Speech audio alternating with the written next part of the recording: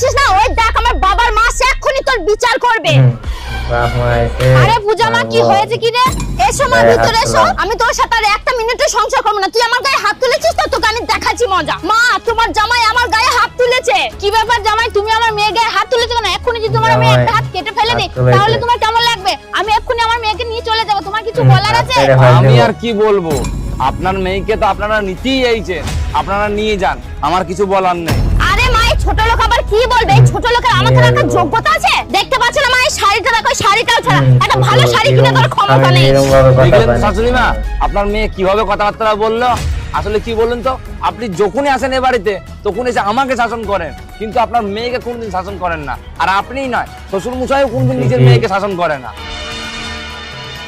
এই চুপ করো তুমি, আমার মেয়ের না কোনো দোষ নেই, সব দোষ তোমার। তোমার সাথে যে আমার মেয়ের বিয়ে দিয়েছি না, এই অনেক। যা মা, তুই তোর ব্যাগ নিয়ে আসগা। আমি আমার মেয়েকে আর এই বাড়িতে এক মুহূর্ত রাখবো না।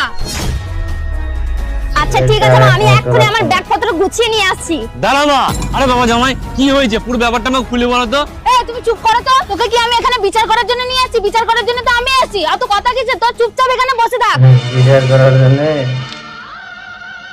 আইছে।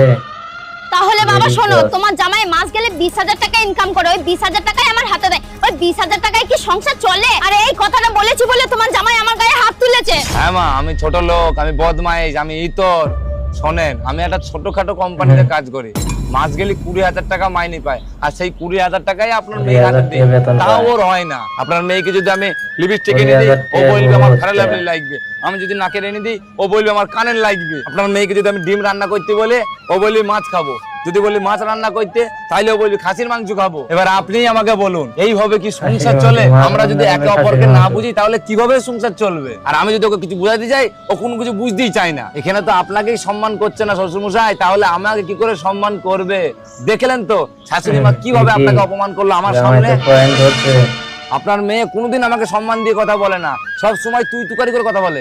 এই তোকে আমি কি সম্মান করবো রে? কি সম্মান করবো? শোনো, ও না মাস গেলে 20,000 টাকা ইনকাম করে। আর এই 20,000 টাকায় কি সংসার চলে? না আমার সংসারের বাজার হয়, আর না আমার কসমেটিকের বাজার হয়। ঠিক আছে, আমি মানলাম আমি 20,000 টাকা ইনকাম করি, কিন্তু এই 20,000 টাকা দিয়ে এই সংসারটা যে কিভাবে চালায় সেটা কি কোনোদিন একবারও জিজ্ঞেস করেছে? পুরুষ মানুষ কাজ থেকে যখনই বাড়ি ফেরে, বাড়িতে এসে একটু বইয়ের কাছে ভালো ব্যবহার আশা করে। আর আপনার মেয়ে সবসময় আমাকে খ্যাচ খ্যাচ খ্যাচ খ্যাচ করতেই থাকে। বাড়িতে ঢুকতে না ঢুকতে আপনার মেয়ে শুরু করে দেবে, আমার জন্য এটা আনলে না কেন, আমার জন্য ওইটা আনলে না কেন, আমার জন্য এইটা আনলে না কেন। আপনিই বলুন, এইভাবে কি সংসার চলে? আপনার মেয়েকে আমাকে কোনোদিন বোঝার চেষ্টা করেছে? হ্যাঁ, কোনোদিন তো বোঝার চেষ্টা করেনি। সকালে ঘুম থেকে উঠবো, এই এখনো ঘুম থেকে উঠোনি কেন?